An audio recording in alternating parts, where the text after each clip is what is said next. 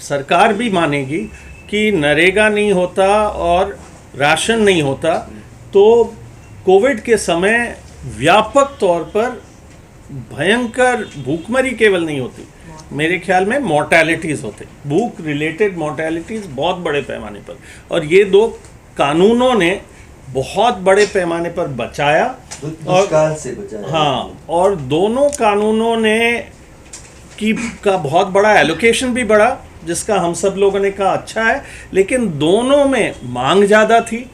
PDS में था universalise करें, क्योंकि उस समय बहुत सारे लोग उसके चुंगल में आ गए थे, और यदि आप सोच सकते हैं कभी भी सिलेक्शन में एरर्स होंगे, और होते ही हैं सिलेक्शन में एरर्स, तो वो 75% और 50% में एरर्स हुए, उन्हीं के अंदर आपने 5 से 10 किलो किया, उन्हीं के अंदर आपने 5 किलो एक्स्ट्रा दिया, लेकिन वो जो बाहर रह गए रह ही गए, और हम देख रहे हैं उनको तड़पते हुए इन 2 सालों में 3 सालों में।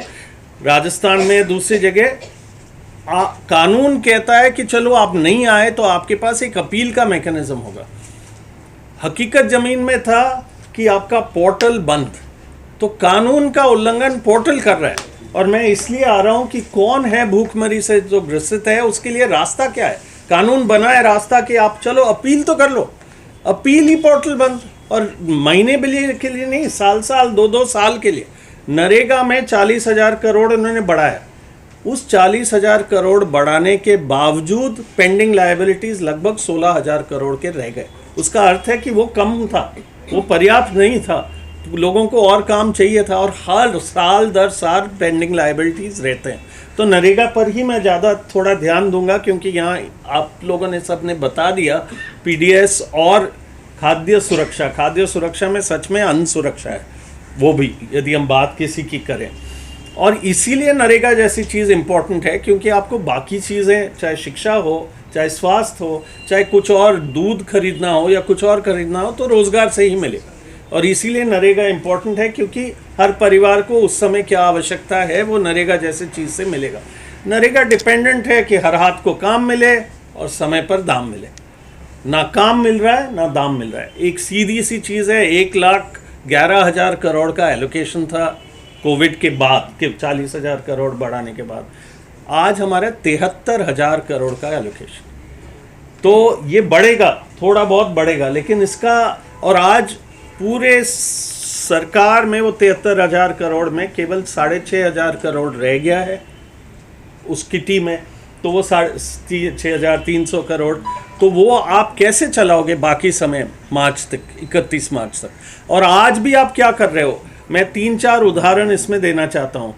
वेस्ट बंगाल में इन्होंने नया तरीका निकाला नरेगा को, कि पैसे, क्योंकि पैसे हैं नहीं या पैसे दे नहीं रहे, पैसे को रोकना चाहते हैं, जैसे पीडीएस में भी रोकना चाहते हैं वैसे नरेगा में भी रोकना चाहते हैं। तो नहीं दे पैसे, तो अब कह रहे हैं कि नहीं भ्रष्टाचार बहुत हो रहा है। तो भ्रष्टाचार हो रहा है, बिल्कुल, हम भी कहते हैं, हम लोग जनसुनवाइयाँ करते रहते हैं, हम लोग बात रखते हैं और हम कहते हैं, लेकिन पूरा कार्यक्रम तो भ्रष्ट नहीं है।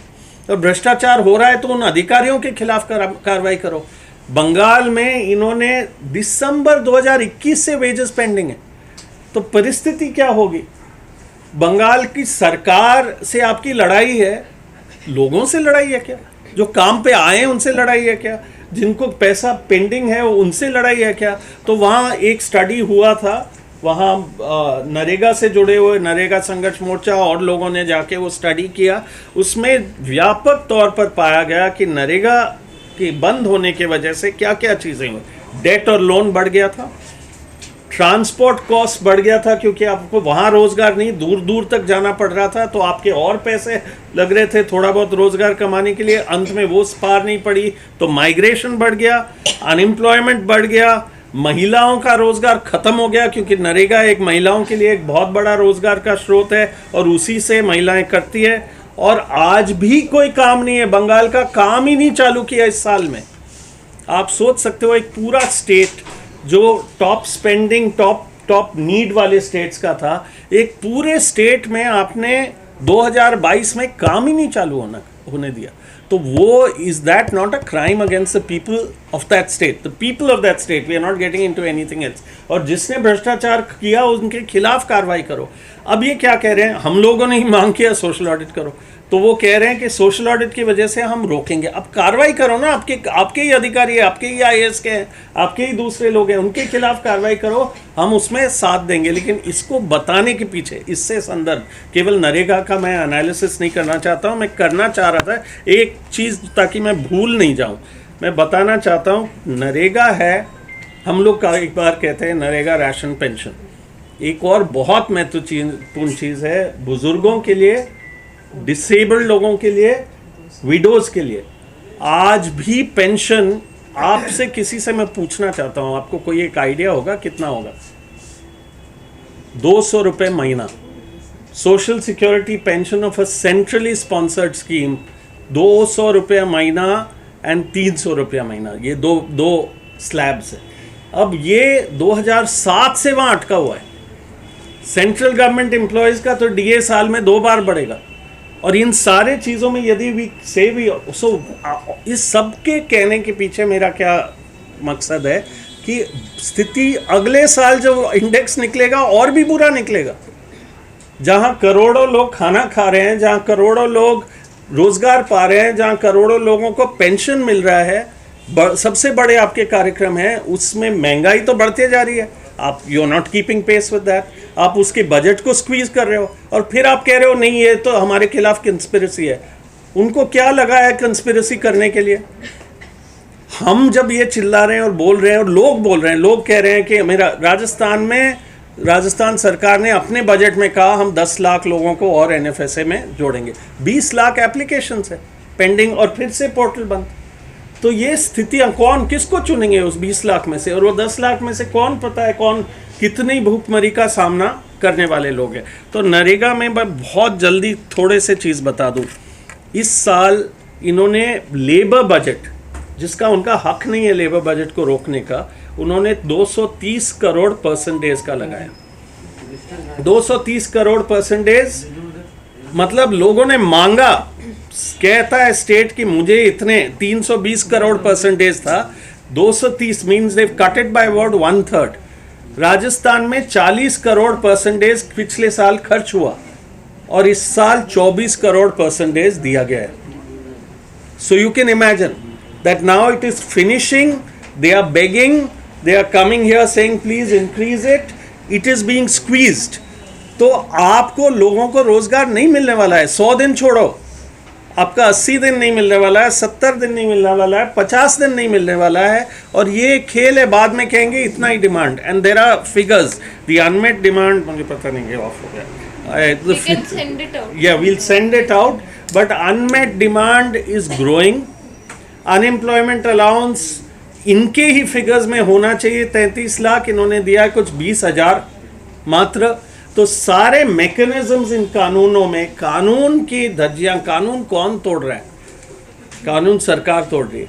सुप्रीम कोर्ट भी कह रही है तो सरकार तोड़ रही है। ऑर्डर सुप्रीम कोर्ट भी नहीं मान रही है। और जनता के खाद्य सुरक्षा और नरेगा जैसे चीज़ों में जो मांग, जो खुले रूप से देना चाहिए, खुला तो छोड़ो, उसको स्क्वीज़ कर रहे हैं, स्क्वीज़ करके उसको कम कर रहे हैं। कम करके हमारी परिस्थिति तो ये होने ही वाली है कि हम आगे बिल्कुल ही किसी सूरत में इम्प्रूव नहीं करेंगे, हमारी स्थिति बिगड़ेगी। लेकिन वो उस आंकड़े में हम 107 से 115 हो, ये सारे आंकड़े यहीं के ज़मीन के आंकड़े हैं जिसको हमें समझना चाहिए।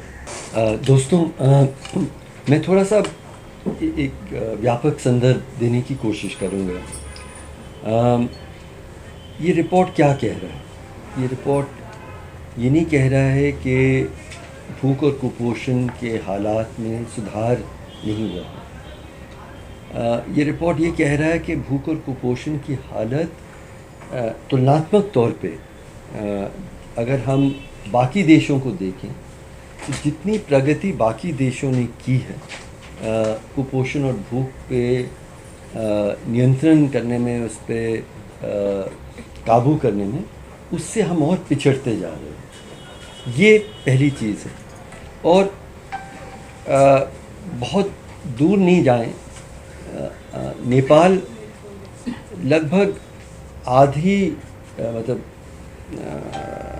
पर कैपिटा इनकम हमारे से आधी ही रही, और 15 साल तक वहाँ पे माओवादी आंदोलन भी चला, बहुत कुछ बिखर गया, लेकिन नेपाल भी आगे बढ़ गया।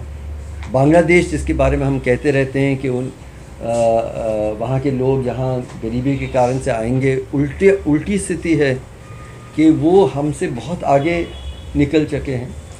एक देश था जो हमारे पड़ोस में, जहाँ से हम थोड़ा आगे रहते थे, वो था पाकिस्तान। अब पाकिस्तान भी आगे निकल गया। तो ये हमें पहली बात समझना चाहिए कि ये कहा जा रहा है, ये जो आंकड़े बता रहे हैं वो ये बता रहे हैं कि पूरी दुनिया में आखिर हर सरकार कोशिश करेगी कि भूख और कुपोषण पे काबू हो, लेकिन इन कोशिशों में हम पिछड़ते जा रहे हैं तुलनात्मक तौर पे। ये पहली चीज़ हमें समझना ज़रूरी है। दूसरा कि ये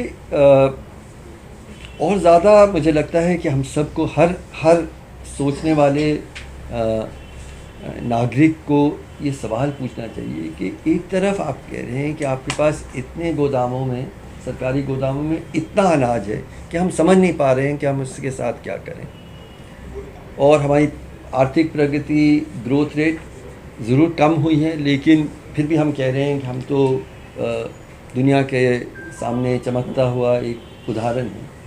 अगर इतना अनाज है और इतनी आर्थिक विकास है, तो फिर कुपोषण और भूख पे हम क्यों काबू नहीं दे पा रहे हैं? ये मुझे लगता है कि हमारा, जो आप लोग मीडिया में हैं और हम सोचने वाले नागरिक हैं, हमें ये सवाल पूछना चाहिए कि क्या दिक्कत है। जॉन्ट्रेज हमारे एक साथी हैं, उन्होंने अब हम कहें कि 70 मिलियन टन गोदामों में भरा है, तो ना मुझे समझ में आएगा या ना आपको। तो उन्होंने कहा है कि अगर जो बोरे हैं अनाज के, अगर हम एक लाइन लगाएं सरकारी गोदामों में, हम दुनिया से चंद्रमा तक पहुंच सकते हैं, वापस आ सकते हैं और 2-3 गोले भी लगा सकते हैं। इतना अनाज सरकारी गोदामों में है। फिर भूख, कुपोषण, हर तीसरा बच्चा आज भी कुपोषित है। क्यों? और क्या ये सवाल, मतलब ये आंकड़ा ठीक नहीं था, ये नहीं था, ये सरकारी आंकड़ों के आधार पे ही ये इस स्थिति में हम पहुंचे हैं। बहुत वक्त नहीं है, मतलब इसके कारण क्या हो सकते हैं हम लोग, पर मुझे लगता है कि 2-3 चीज़ें पे मुझे संकेत करना ज़रूरी है। एक परिवार को पर्याप्त भोजन किस तरह से मिल सकता है? 3 तरीके हैं। या तो वो उसको उगा सकता है, पैदा कर सकता है, किसान हो, मछुआरा हो, जंगलों में जो इकट्ठा करते हैं, तो एक तो ये तरीका है। दूसरा है वो खरीद सकता है, मतलब वो कमाए और अनाज को, भोजन को खरीदे। और तीसरा है कि उसको कोई दे। पुराने ज़माने लंगर वगैरह की व्यवस्था थी, आज सरकार की जिम्मेदारी है कि वो दे। तो कहाँ कमी आई है? तो मुझे लगता है कि इन तीनों में बहुत बड़ी कमी है। ये हमें देखना ज़रूरी है कि किसानों के हक, जो छोटा किसान है, जो मध्यम किसान है, जो मछुआरे हैं, जो जंगल में, इन सब के हालात क्यों बिगड़ते जा रहे हैं? ये और भूख की स्थिति का तब तक हम हल नहीं कर पाएंगे जब तक हम किसान को मजबूत नहीं कर पाएंगे। तो एक तो ये। दूसरा, और मैं और भी गहराई से, मैं अपने परिवार के लिए पर्याप्त भोजन कैसे खरीद सकता हूँ? मैं जो वेतन कमाता हूँ उससे मैं खरीद सकता हूँ या सकती हूँ। तो जो आज भी हर, मतलब 10 में से 9 मज़दूर इस देश में, 10 में से 9 मज़दूर असंगठित मज़दूर हैं। मतलब उनको कोई सामाजिक सुरक्षा नहीं है, उनके जो श्रमिक के तौर पे जो हक हैं वो नहीं है। तो वो कहाँ से, और जब कोविड जैसी हालत आती है तो हम देखें कि क्या हालत होती है, क्योंकि कोई सामाजिक सुरक्षा नहीं है। मैं दुनिया के और देशों में जाता हूँ, इस सब में ऐसी स्थिति कम से कम थी कि कुछ भी हो, कोविड भी हो, सारे रोज़गार बंद हों, तो कुछ सरकार एक जिम्मेदारी के तौर पे सामाजिक सुरक्षा करती है। और तीसरा है जिसके बारे में मेरे ख्याल में हम सबसे ज़्यादा बात किए, वो है सरकार को अन्न प्रदान करने में जो गैप्स हैं, और उसमें जो सवाल उठाए गए इस सुप्रीम कोर्ट केस में मैं भी शामिल हूँ। अंजलि ने बताया कि क्या सरकार पर्याप्त मात्रा में कम से कम पीडीएस तो कर रही है, नरेगा रोज़गार सुरक्षा हम कर पा रहे हैं। तो मुझे बस इतना और कहना चाह रहा था कि ये व्यापक संदर्भ जब तक हम नहीं समझेंगे, और फिर सामाजिक तौर पे असमानता तो हमारे देश में है, लेकिन महिला के साथ जो एकल महिला है उनकी क्या स्थिति है, जो विकलांग लोग हैं उनकी आर्थिक स्थिति क्या होगी, बुज़ुर्ग लोग हैं जिनका कोई देखभाल करने वाला नहीं है, उन वर्गों के वो भूख से सबसे ज़्यादा मैंने देखा कि यही तीन, एकल नारी, विकलांग और जो बुज़ुर्ग हैं,